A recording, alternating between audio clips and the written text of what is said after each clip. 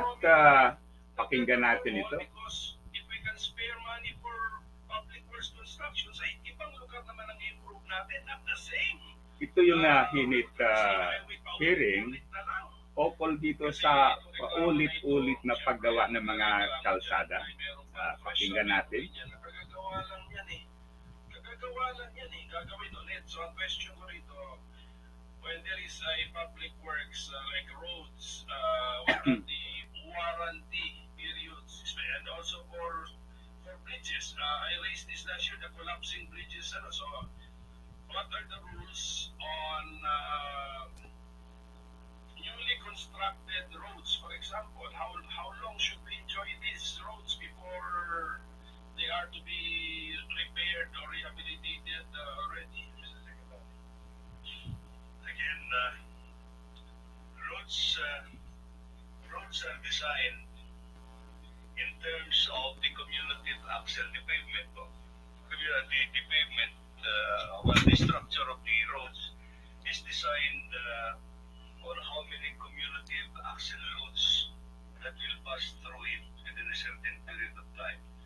Ang parameter that I can remember that we have been using is actually when you design a road, it should be for asphalt pavement, it should be designed for 15 years at least. For 15 years yung economic life.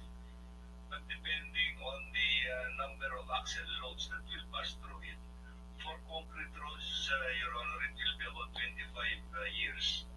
Again, it is also designed in the cumulative axle loads that will pass through it.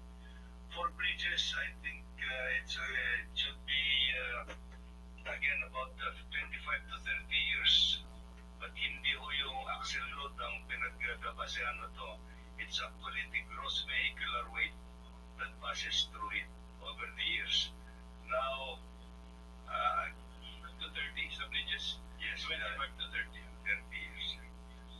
Yes, years. Yes, Your Honor. Having said that, during the design life of these roads, you do have to do routine maintenance almost every day. And then you also have to undertake preventive maintenance so that you can extend the life of the project to 15 years. For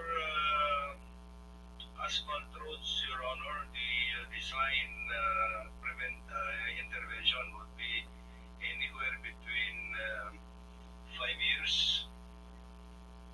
5 years you have to undertake some preventive maintenance. Of course, yung daily routine maintenance has to be undertaken. And for concrete roads is anywhere between 7 to 8 years, Your Honor, yung preventive maintenance program yan. In order that you could bridge actually be designed. Now, the challenge, Your Honor, is actually, as I said, this is cumulative axle load limits that we are talking about. Ang problema lang natin dito for now in the Philippines, we have allowed actually an axle load limit of 13 tons per axle. 13.5 tons per axle. This is one of the highest in the world. 13.5 per axle, yes. And this is one of the highest in the world. Now the challenge, Your Honor, is actually how to control. When you said that 13.5 tons, tons kasi 1,000 yung 1,000 kilograms equals to 1 ton. No? 13.5. Sige, gamitin na lang natin yung what is in the law. When you said that 13,500 kilograms is one of the highest in the world, were you praising us for that, or were you criticizing that weight load as being too liberal? To me, Your Honor, it's too liberal. Tama. So ang gusto mo sabihin, para hindi tayo naglulukuhan sa lifespan or economic lifespan ng ating mga daan, dapat realistic din tayo pagdating sa axle load na inaalaw natin na gumagamit sa ating mga daan. Is that layman's way of putting it, Engineer Secretary? Of course, Your Honor, I think I totally agree with your premise. Actually, Your Honor, the The other challenge actually here, Your Honor, is how to impose actually the axle load limit. To measure it, di ba? Yes. Yeah, I get that. Pero the point, doon lang tayo sa limit. Ano lang tayo sa limit? Because even if you measure it and then you allow it, and it is too heavy for our specs or for our roads, di ba pa rin tayo? Then, paulit-ulit itong kritisismo sa DPWH and then ultimately, paabot na yan sa mga legislators na ano ba yung daan na yan, kagagawa lang, sisirain ulit.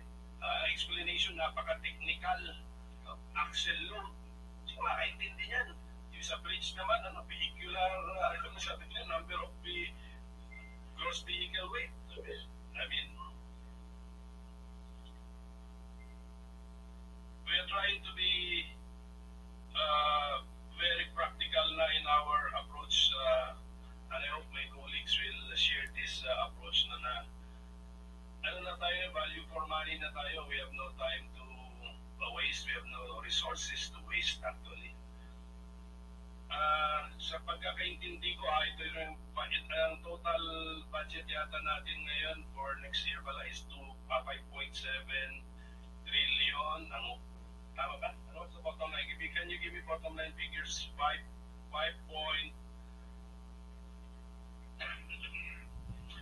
5.7 trillion, something like that, then 2.2 trillion uutangin. Uutangin. Gamit ka na ng calculator sa kada piso na balak gastusin ng gobyerno next year, 40 centavos noon uutangin. So can we afford to construct again or to repair a road which has just been constructed or repaired? Okay, ayun natin. So, the longer ang economic life, yan useful economic life, the better for all, because if we can spare money for public works construction, sa ibang lugar naman ang i-improve natin, not the same road or the same highway, paulit-ulit na lang.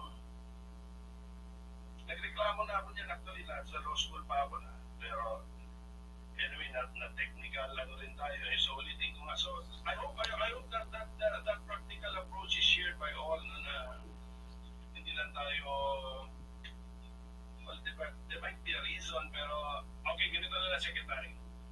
Para lang maintindihan, to be fair to the department.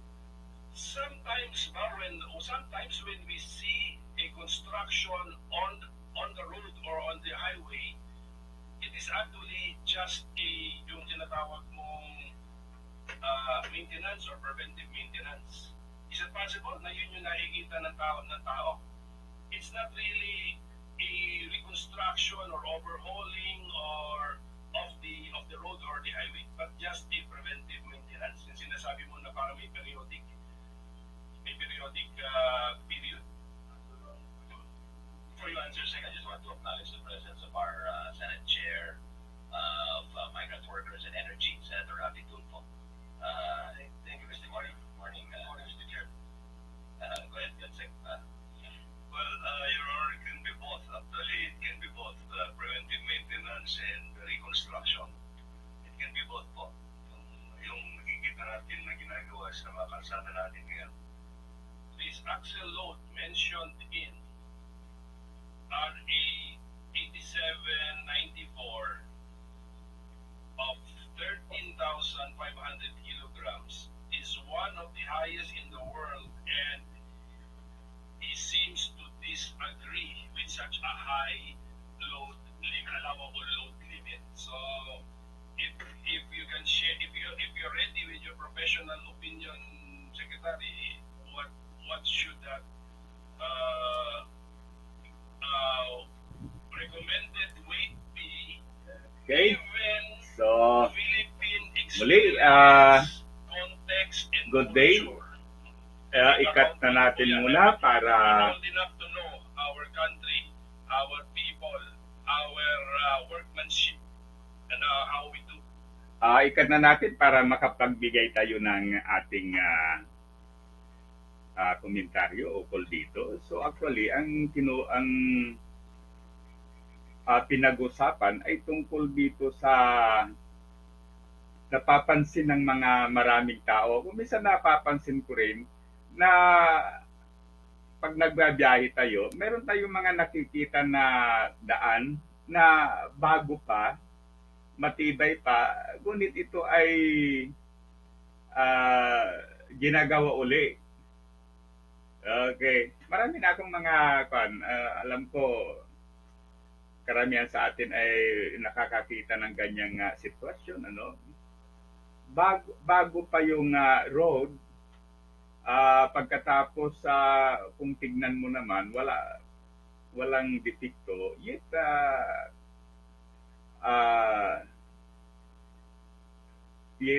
nire-reconstruct muli, ano? In fact, one time, ang sa vlog ko, nabanggit ko na sana ibawal yan dahil marami pang mga barangay road, marami pang mga kalsada sa buong Pilipinas na talagang hindi pa simentad. Pag ulan, ang mga yan ay maputik. Pag summer naman, maalikabok. So, ganun ang situation. Ngunit, ito nga, pag nagbabiyahe tayo, marami tayong mga na-observe na ganyan na maganda pa yung mga road, yun nga, pinapalit. Okay?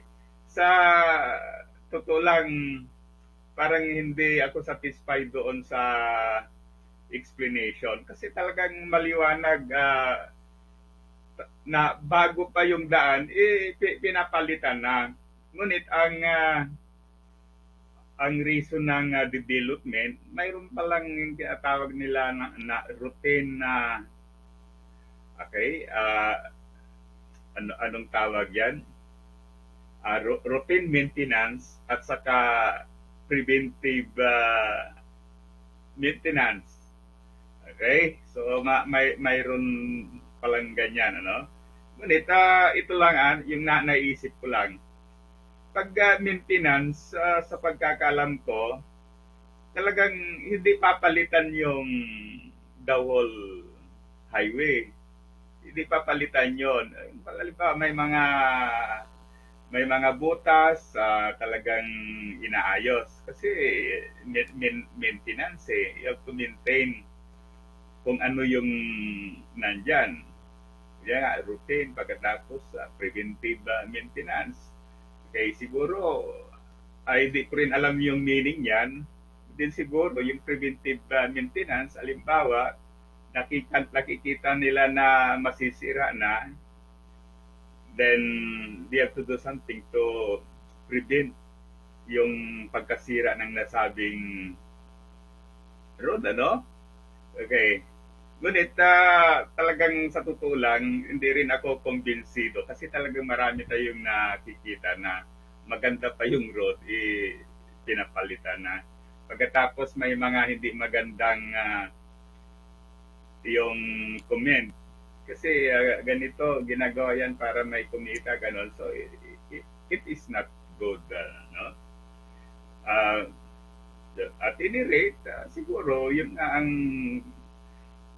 nga ang talagang ginagawa ng DPWH sa routine maintenance at preventive maintenance. Pagkatapos mayroon pang mga terms, axle road or load.